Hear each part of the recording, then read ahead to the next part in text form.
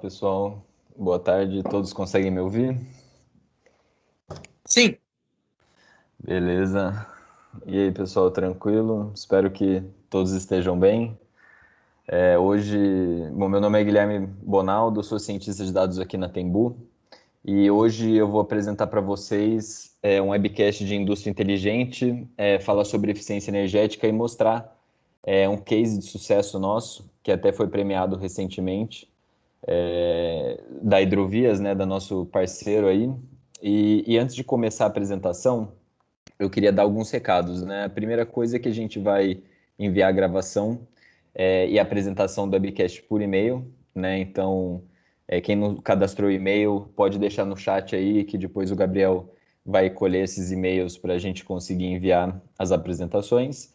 E qualquer dúvida durante a apresentação, pode colocar no chat aqui, que a gente vai disponibilizar um espaço no final para responder todas as dúvidas, tá? Então, depois desses anúncios aí, eu vou começar falando aqui um pouco sobre o que a gente vai falar hoje, né? O que eu vou falar hoje. Então, eu vou começar dando uma contextualização sobre eficiência energética, né?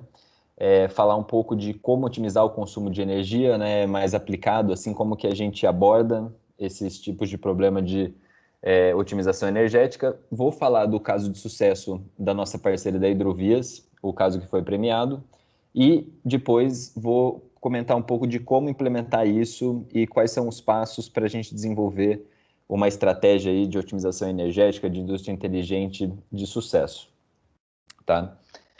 Então, aqui começando pelo básico, né, a gente sempre bate nessa tecla que a ciência de dados, o objetivo dela é criar algoritmos personalizados para que empresas consigam extrair valor dos seus dados e tomarem decisões mais assertivas, né? Então, a gente sempre bate nessa tecla justamente porque o objetivo final é a tomada de decisão. A gente precisa que os dados sejam traduzidos, né, e sejam por meio de modelos ou de lógicas, de algoritmos estatísticos, matemáticos, mas lá na ponta a gente precisa ter uma tomada de decisão.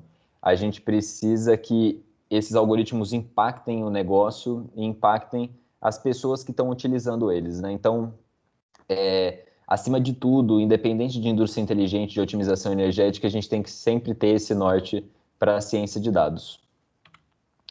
Então, como que a tomada de decisão é feita, né?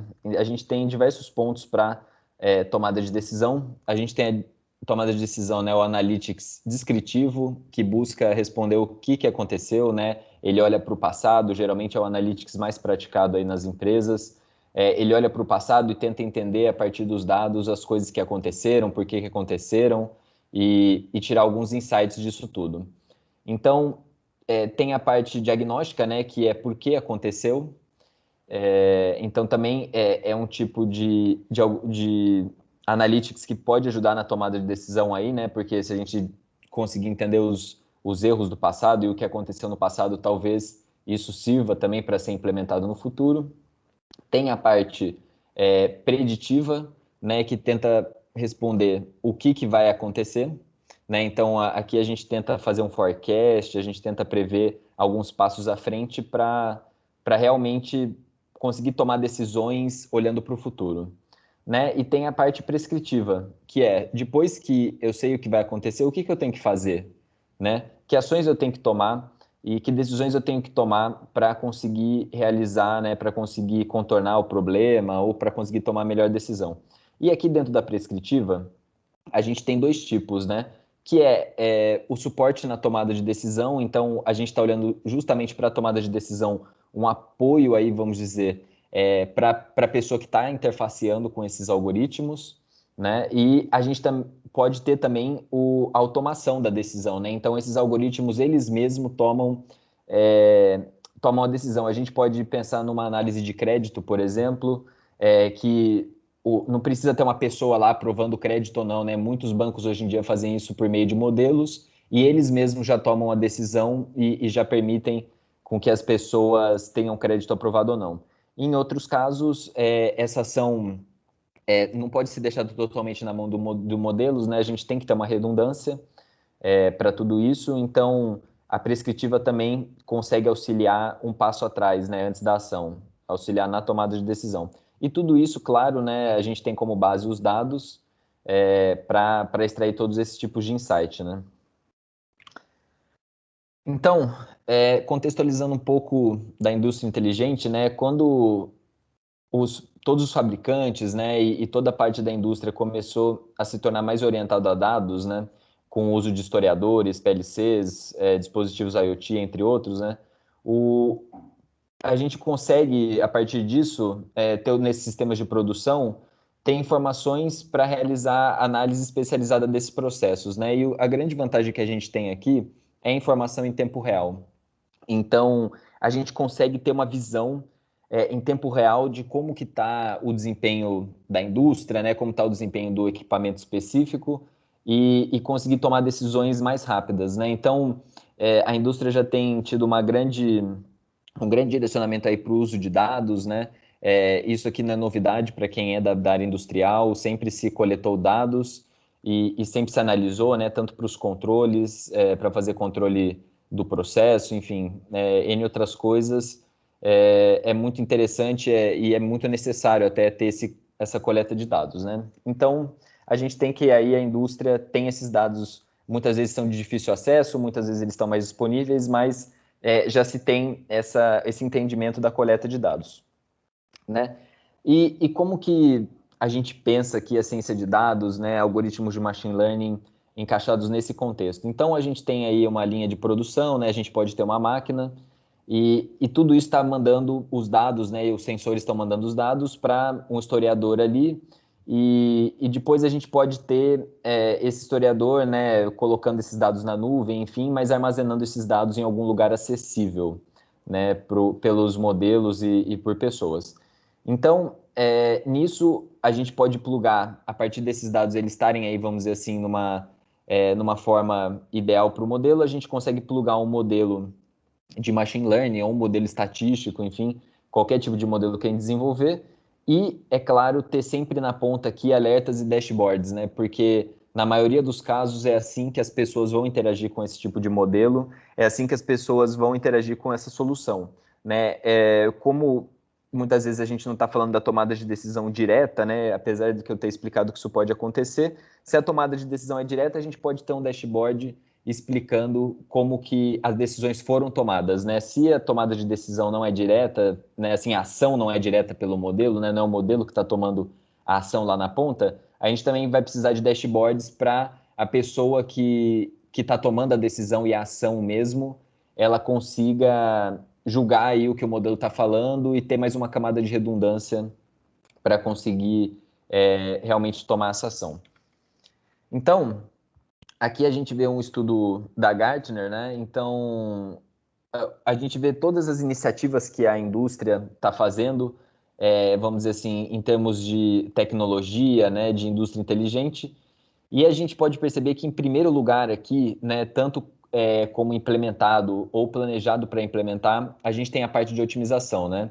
Então, otimizar operações como gerenciamento de processo, né, de supply chain e warehouse ali, né, fazer todo o gerenciamento desses armazéns. Então, otimização é uma coisa importante, né? A gente sabe que na indústria qualquer porcentagem mínima de ganho, geralmente, em termos absolutos, é um ganho gigantesco, né? Porque as cifras, né, a ordem de grandeza é muito grande dessas linhas de produção e dessas produções, então a gente consegue ter, mesmo com ganhos relativos pequenos, ganhos absolutos grandes, certo?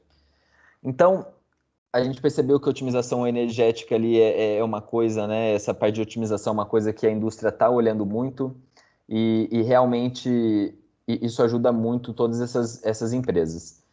E para a gente conseguir ter uma parte de otimização, né, mais voltada à energia, aquela otimização que eu falei ali era mais genérica, mas aqui a gente está falando de uma otimização mais voltada para consumo de energia, né? Então, a gente tem que ter algumas hipóteses, né? A primeira é que existem variáveis manipuláveis relacionadas ao consumo de energia.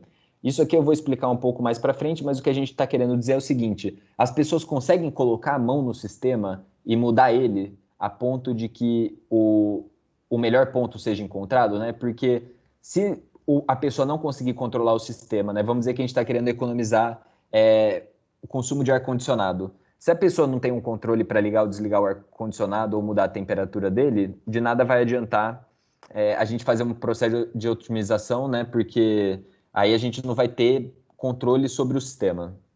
Outra coisa é que existem condições ótimas para o desempenho da máquina ou do processo aí no caso, né? Então, a máquina, isso aqui geralmente é uma verdade, né?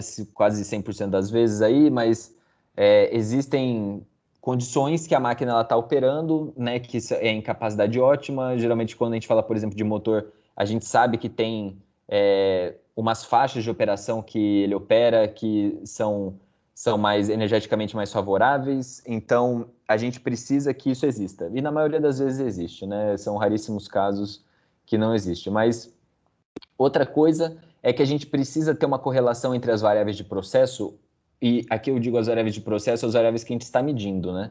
A gente precisa ter uma correlação entre essas variáveis e o consumo de energia. Então, o que eu quero dizer, não adianta nada a gente estar por exemplo, tem um ar-condicionado que a gente quer otimizar o uso dele e a gente está medindo vibração na parede. Sei lá, assim, vibração pode ser que não seja uma boa variável para se medir, né? Ou a gente está medindo qualquer outra coisa assim que não seja correlacionado com o nosso objeto aí de estudo. Então a gente precisa ter variáveis que estão sendo que são correlacionadas com o que a gente está estudando e que estão sendo medidas, né? E a gente também tem algumas questões aqui importantes, né, para se falar. Então, mesmo que a gente tenha todas aquelas hipóteses satisfeitas, mas a gente não tenha dados confiáveis, de nada adianta, né? Então, aqui existe uma máxima no mundo de ciência de dados, no mundo de machine learning, que é garbage in, garbage out, né? Então, isso quer dizer que se você colocar um monte de dado sujo, né, dado que não é confiável dentro de um modelo, não dá para se esperar que ele vai produzir resultados muito acurados, né, muito assertivos. Então, esse é um dos pontos que a gente precisa pensar na confiabilidade dos dados e também selecionar quais variáveis são importantes para o consumo aí, né, de energia ou para o nosso objeto de estudo. Então, esse aqui é um levantamento prévio que tem que ser feito também, né? Além lá daquelas hipóteses serem satisfeitas, isso aqui tem que ser um levantamento prévio feito para que a gente consiga continuar com o projeto como eu expliquei. Então, por que, né, tentar otimizar tudo isso aí usando ciência de dados e usando machine learning mais em específico, né? Então, a primeira coisa é que esses sistemas eles conseguem ser muito complexos, né? Então, quando a gente está falando desses processos físico-químicos, né, que geralmente envolvem aí, né, na parte de indústria, são muitos processos físico-químicos, são muitas variáveis que estão envolvidas, a relação entre elas é não linear, a relação entre elas e o que se deseja também é não linear. Então, os algoritmos de machine learning estão aí justamente para isso, né? Para olhar diversas variáveis ao mesmo tempo e conseguir mapear quais são as respostas, né, a partir dessas variáveis. Outro ponto importante é a rápida adaptação, né? Então, esses modelos de machine learning eles possibilitam uma rápida adaptação às interações internas e externas que não seriam fáceis de se executar pelo humano, né? Então, aqui esses modelos eles se adaptam muito rápido aos dados, eles se adaptam ao sistema e eles são realmente modelos aí com parâmetros soltos, né, para aprender e se adaptar e se ajustar aos dados. Outro ponto é a versatilidade. Então, cada empresa aí, né, tem a sua arquitetura de produção, suas regras de negócio, o que torna, né, não existir aí uma solução única, né, para todas as indústrias e todos os processos. Então, esses modelos, como eles conseguem se adaptar muito rápido, né, e aos dados, então a gente não tem um modelo genérico que está sendo feito para um outro lugar e está sendo implementado para um terceiro lugar, né? A gente tem um modelo que é adaptado aos dados daquela realidade e ele é feito para aquele tipo de situação. Então, é um modelo muito ajustado ali, né? E o outro grande ponto é a melhoria contínua, né? Então, esses modelos a gente consegue implementar aí rotinas de retreino deles e a cada retreino a gente obtém melhores resultados, né? É o que é esperado Isso acontece na maioria das vezes e tem que ter um retreino cuidadoso. Isso aqui tem muitas regras e melhores práticas para se seguir, mas, via de regra, os modelos com a maior quantidade de dados, eles melhoram o seu desempenho. Então, a gente tem um modelo que aprende ao longo do tempo, certo? Então, como que a gente aborda agora, né? Que eu expliquei das hipóteses que a gente precisa suprir aí para a gente conseguir fazer esse tipo de modelagem, as variáveis que são importantes, né? Comentei algumas vantagens dos modelos, mas como a gente realmente implementa isso, né? Então, vamos dizer que a gente tem um processo, um equipamento, enfim, o que a gente está querendo otimizar, que produza várias variáveis, né? Que a gente tenha medido aí várias variáveis, temperatura, né, pressão, corrente, enfim, vibração, pode ser, aí pode ter as mais diversas medições. E dentre essas variáveis que a gente está medindo, a gente tem a variável de interesse, né, de consumo de energia.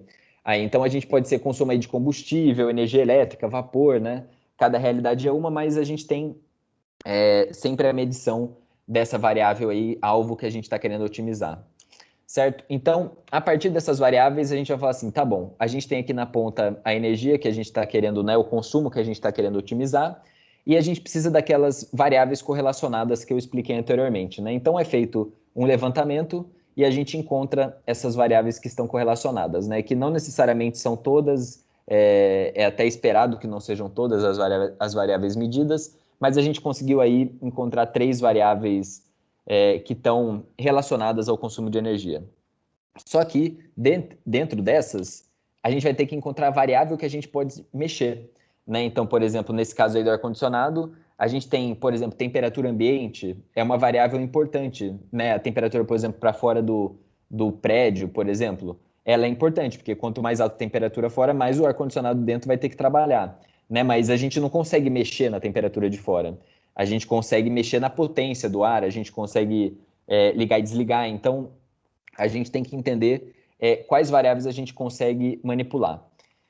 Depois que a gente conseguiu levantar todas essas variáveis e entender as variáveis manipuladas, o nosso objetivo é treinar um modelo de machine learning que vai mapear essas variáveis no consumo de energia. Então, esse modelo, basicamente, o que ele vai aprender é o seguinte: dado que eu estou num certo pontos aqui de variáveis, né, a temperatura lá de fora é 30 graus, o ar-condicionado está setado para 20 graus aqui dentro, a minha corrente elétrica está tanto, como que funciona, como que gasta energia, né? Como que a energia é consumida.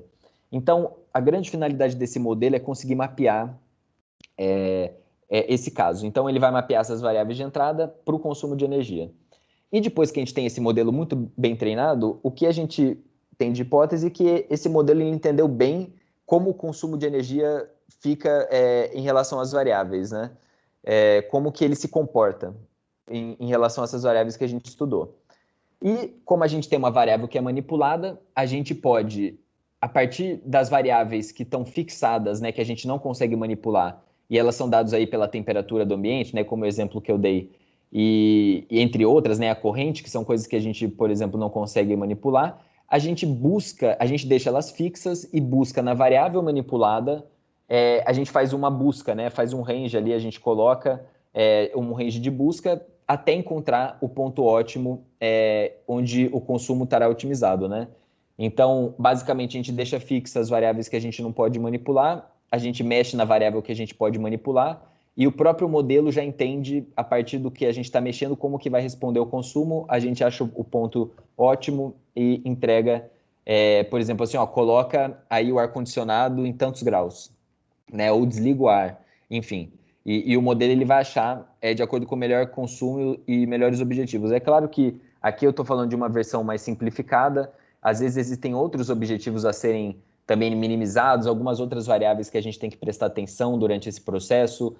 Às vezes a gente não pode deixar essa busca ser tão ampla, né? Às vezes, quando tem um tempo de resposta muito grande da variável, a gente precisa, é melhor que o modelo sugira valores mais perto, né, do que está sendo praticado atualmente, do que ele ficar falando, por exemplo, liga, desliga, né? Existem outras coisas que a gente está querendo otimizar aqui também, mas isso vai muito da regra do negócio, isso aqui é uma regra mais geral, tá? Então, voltando naquele gráfico, o que eu estou falando aqui, né? Eu estou falando justamente do machine learning, aí, do analytics prescritivo, né? E de apoio à tomada de decisão, né? Então, no caso aqui, vocês veem o modelo, ele não toma decisão de ligar ou não o ar, nesse caso, né? Ele avisa que seria a melhor condição e alguém vai ler lá e vai falar, não, faz sentido, tudo bem, concordo, eu posso desligar o ar agora, né? Enfim, e vai desligar. Então, o que a gente está falando tudo aqui nesse caso, e principalmente a gente vai contar no caso de sucesso do nosso parceiro da Hidrovias, é justamente essa tomada de decisão prescritiva, mas não na ação, na decisão, certo? Então, falando um pouco aqui do case, né, da Hidrovias, o case era da gente economizar consumo de combustível, né, aumentar a eficiência energética de empurradores.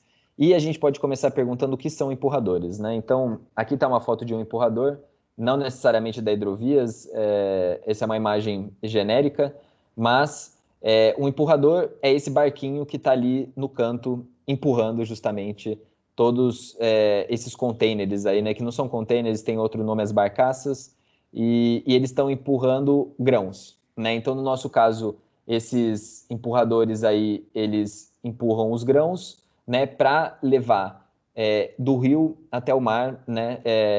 Eles fazem esse trajeto, depois eles são desembocados lá nos navios, né? Então, a Hidrovias tem uma frota desses empurradores e o objetivo dela era economizar combustível deles, né? Assim como a gente pode pensar fazer um paralelo com o carro, economizar combustível, né? Tem a pessoa que dirige na estrada pisando forte e colocando o carro em marcha baixa para ficar com alto giro, né? Isso aí a gente sabe que consome muito combustível, enquanto tem outra pessoa que vai um pouco mais devagar, ela chega uns 5 minutos depois da pessoa que está super rápida, né? Mas ela economizou muito mais combustível em relação a essa que pisa fundo no acelerador, né? Então, o nosso objetivo aqui era entender isso e dar as melhores condições de operação para o operador desses empurradores, certo? Então, qual era o cenário que a gente tinha?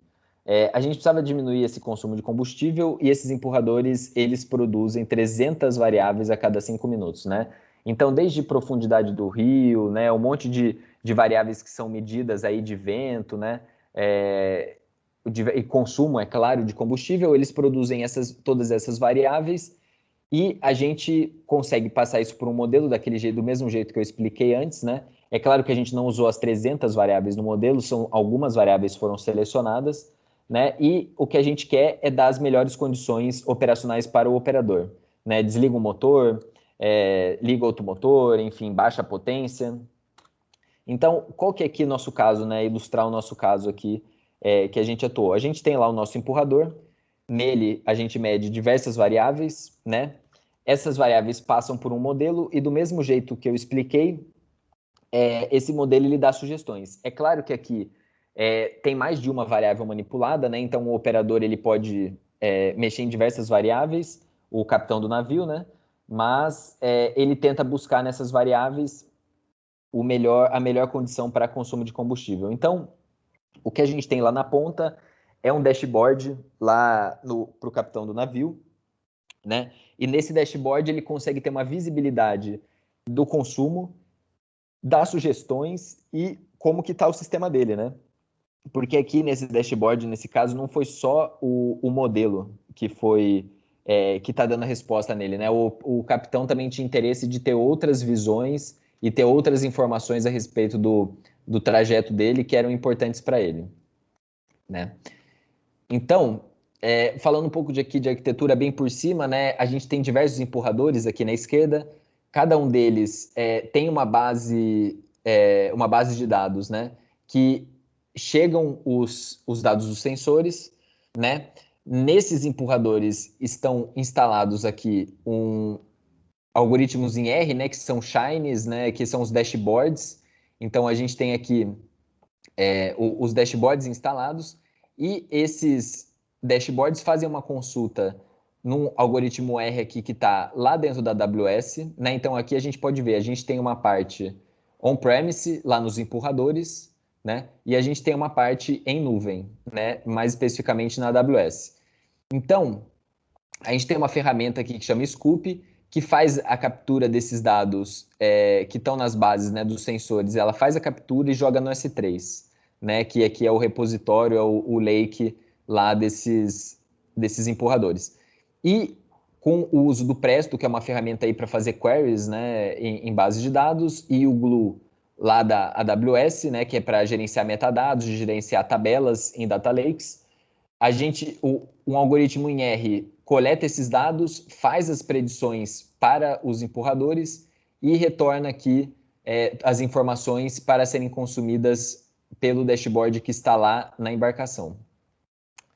Tá? E é claro, aqui a gente também tem uma visão mais corporativa, né, no Tableau, de um back-office que também consegue enxergar todos esses dados que estão chegando dos empurradores. Então, aqui essa solução teve diversos ganhos, né? Eu vou falar um pouco deles, mas um é claro que foi a gente ter esses dados disponibilizados na nuvem, né? Porque aí tantas pessoas de back-office aqui conseguem ter visibilidade do que está acontecendo lá nos empurradores que estão navegando nos rios aí da América do Sul.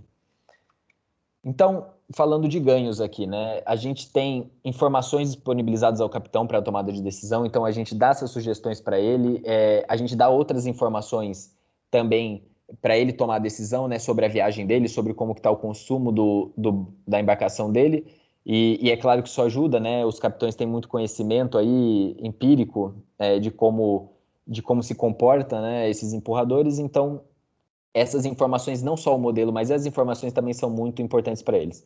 Outro ponto importante, a gente tem aquele acompanhamento da equipe de back-office, né? Então, o pessoal que está aí no back-office da Hidrovias consegue visualizar como é que estão os empurradores, né? Como é que estão a viagem deles e tomar decisões, né? Muitas vezes pegar erros, né? Outras coisas que estão acontecendo e tomar decisões em cima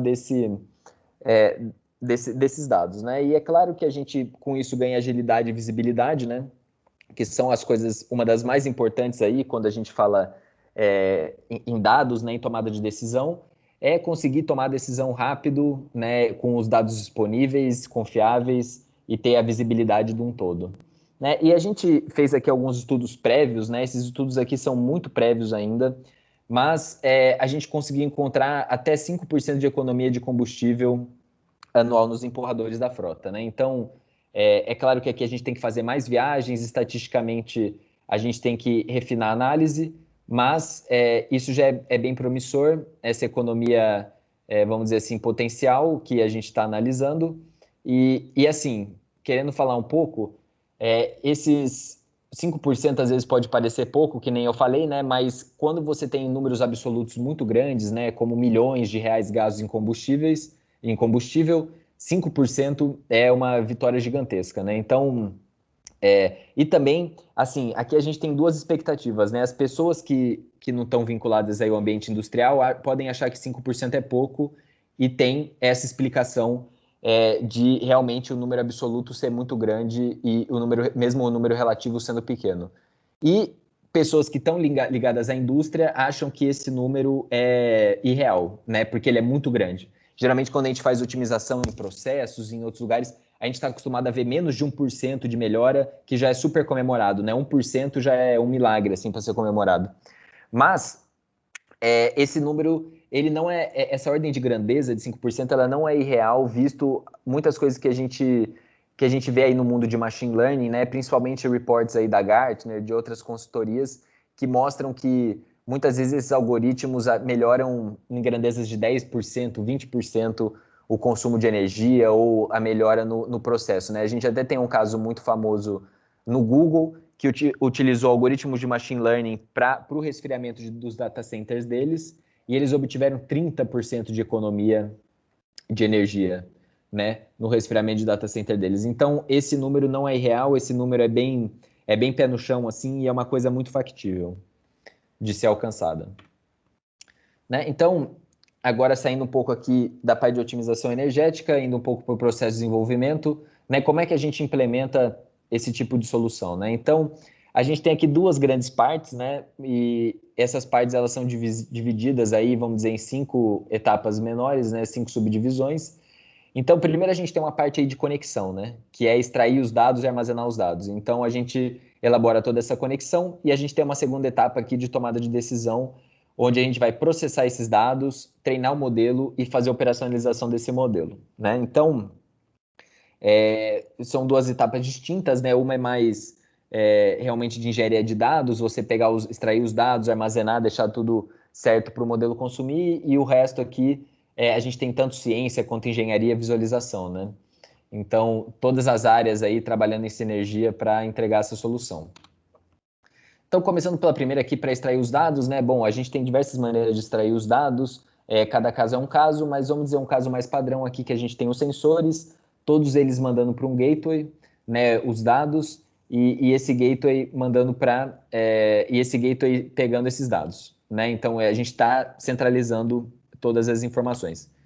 Depois a gente tem a parte de armazenamento, né, que a gente, dependendo da realidade, pode armazenar isso em nuvem ou on-premise, né, ou local. É claro que assim muitas indústrias, né, muitos lugares têm algum tipo de restrição de conexão com a internet. Então, existem diversas arquiteturas aqui que a gente pode falar, mas o intuito não é muito esse.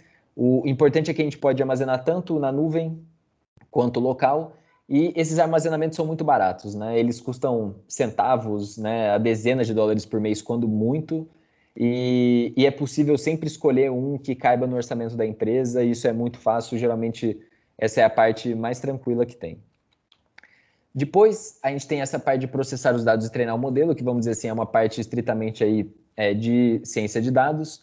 E como que a Tembu trabalha, né? A gente tem três grandes pilares aí, que primeiro é usar ferramentas open source, né? Então, a gente utiliza muito Python, né? Apesar desse case eu ter falado que foi em R, a gente utiliza muito Python, é o nosso principal, a nossa principal ferramenta, e ela é uma linguagem open source, né? Suportada por diversas nuvens e que tem crescido exponencialmente aí nos últimos anos. O outro ponto é a personalização, então a gente tem algoritmos personalizados e a inteligência fica com o cliente. Esse é o nosso objetivo, né? Realmente resolver o problema do cliente e poder dar subsídios para o cliente ter uma melhoria contínua desses algoritmos, né? Porque, como todo desenvolvimento de software, a gente não pode entregar esse algoritmo, esse software e deixar ele parado, né, para morrer, assim. Então, esses algoritmos têm que ser desenvolvidos com o tempo, têm que ser melhorados, tem que ter novas funcionalidades. Então, o melhor jeito de se fazer isso é abrindo e dando espaço para o cliente poder mexer nele também, se ele quiser. E o outro ponto é que a gente é agnóstico à ferramenta. Então, aqui a gente sabe que esse processo todo de transformação digital, ele impacta muito os clientes, né? Então, a gente tenta fazer com que esse impacto seja o menor possível, se adaptando às ferramentas que os clientes têm na mão e as ferramentas que estão disponíveis para os clientes, né? Então, a gente tenta englobar tudo que o cliente já usa para poder desenvolver esse tipo de solução. E é claro aí, por final, a operacionalização desse modelo, né, que tem uma parte de infra, uma parte de engenharia, uma parte de ciência e uma parte de visualização. Mas, como eu falei, a gente aqui tenta colocar um dashboard aí, né, para sempre o operador e quem está na ponta tomar a decisão.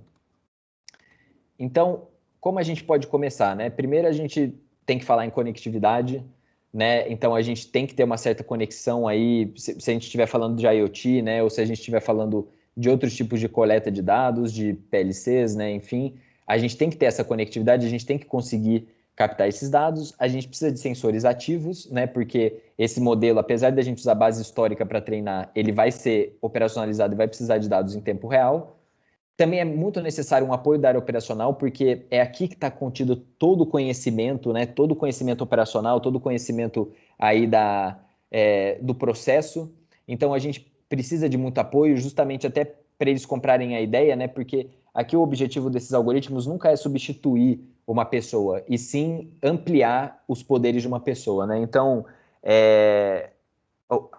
nenhum trabalho é substituído, apenas as decisões são tomadas de maneira melhor, né? E dando até mais segurança para o trabalhador e para o operador.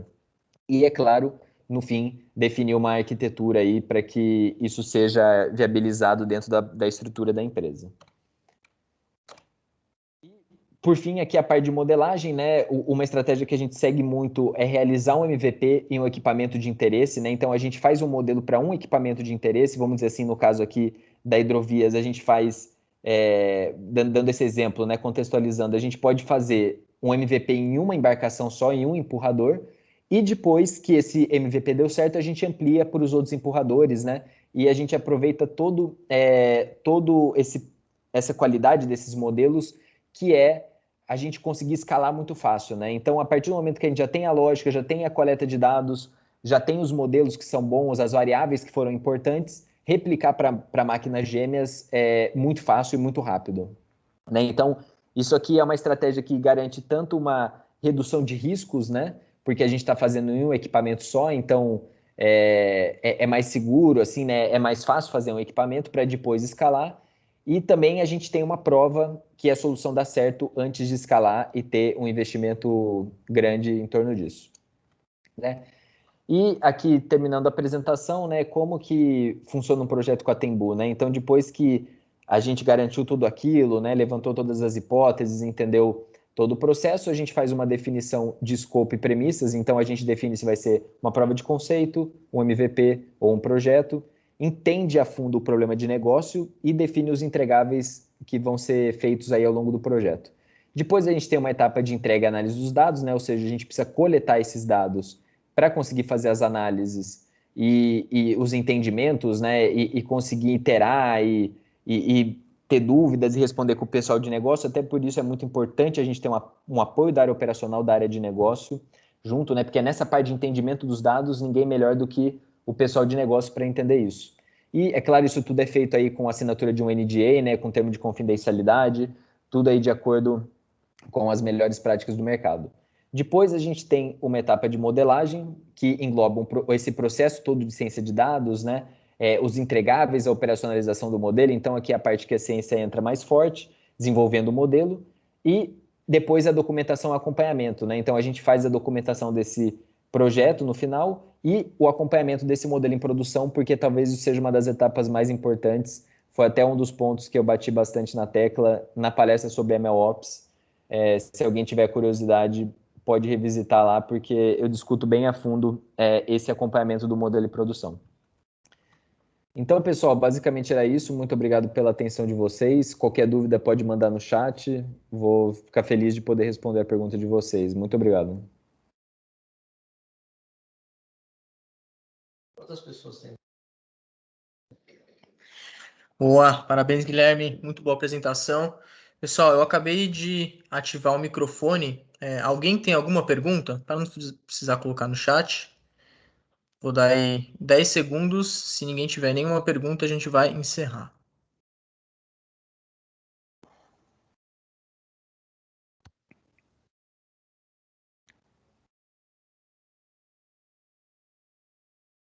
Bom, pelo jeito, ninguém tem nenhuma pergunta.